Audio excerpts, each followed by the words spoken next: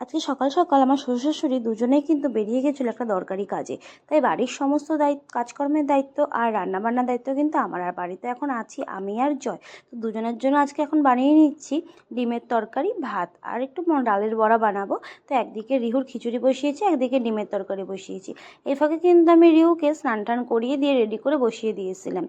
জয় কিন্তু রিহুকে দেখছিল আর ওর সাথে খেলা করছিল, তারপরে বললো যে জয় নাকি স্নানে যাবে। তাই রিহুকে কোলে নিয়েই আমি রান্নাটাকে কমপ্লিট করলাম। না হলে তো আমাদের খাওয়ার টাইমে আবার আমাদের খিদে পেয়ে গেলে রান্নাটা কিন্তু হবে না, যখন তখন আমাদেরই প্রবলেম হবে আর কি। তারপরে কিন্তু রান্নাবান্না শেষ করে আমি রিহুকে বসেছিলাম একটু খিচুড়ি খাওয়াতে, তার ফাঁকে ফাঁকে কিন্তু বড়াটাও ভেজে নিচ্ছিলাম। আর আজকে খিচুড়ি খেতে এত বাহানা করছিল ও যে কি বলবো। যাই হোক, 1-1.5 ঘন্টা অনেক কষ্টে সৃষ্টে কাটানোর পর কিন্তু ও খেয়ে দিয়ে একটু ঘুমিয়েছিল বলে আমরা দুজনে একসাথে একটু খেতে বসেছিলাম। না হলে তো না ঘুমোলে দুজনের একসাথে খাওয়াই হতো না। তো ওই যে ডিমের তরকারি আর ডালের বড়া, শুকনো লঙ্কা ভেজে নিয়েছি, একটা সাদা ভাত দিয়ে খাচ্ছি। আর এখন খেয়ে নিলাম। তো বিকেলবেলা গিয়েছিলাম আমরা একটুখানি পার্লারে, আমি আর দিদি। রিহুকে নিয়ে গেছিলাম কারণ বাড়িতে কেউ ছিল না, আর জয়েরও একটুখানি কাজ ছিল বলে আমি রিহুকে নিয়ে গেছিলাম। দুদিন পরে কিন্তু রিহুর অন্নপ্রাশন। তো রিহুর অন্নপ্রাশনে আমি একটু সাজবো না, তাই কখনো হয়।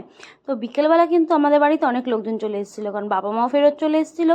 আর আমার 2 ননদও এসেছিলো, মানে ঋতু এসেছিলো আর দিদিও এসেছিলো। দিদি মানে হচ্ছে জয়ের দিদি আর কি, আমার ননদই হয়। তো সবার জন্য এখন বানাচ্ছি চিকেন রাতে ডিনারের জন্য। আর এখন না 2 দিন আগে থেকেই অন্নপ্রাশনের জন্য বেশ জমজমাট ব্যাপারটা শুরু হয়ে গেছে। এবার না আমার খুব মজা আসছে এই বাড়িতে। তো যাই হোক, এখানে কিন্তু রান্নাবান্না কমপ্লিট করে নিচ্ছি। আর আসার সময় দিদি সবার জন্য নিয়ে এসেছিলো এগ রোল। তো এখন কিন্তু এগ রোল খাচ্ছি টিফিন হিসাবে আর কি। খুব খিদে পেয়েছিল, তারপর রাত্রেবেলা তো ডিনার করবোই মাংস ভাত। তো এই ছিল আজকে আমার মিনি ব্লগ। ভালো লেগে থাকলে সাবস্ক্রাইব করে দিও।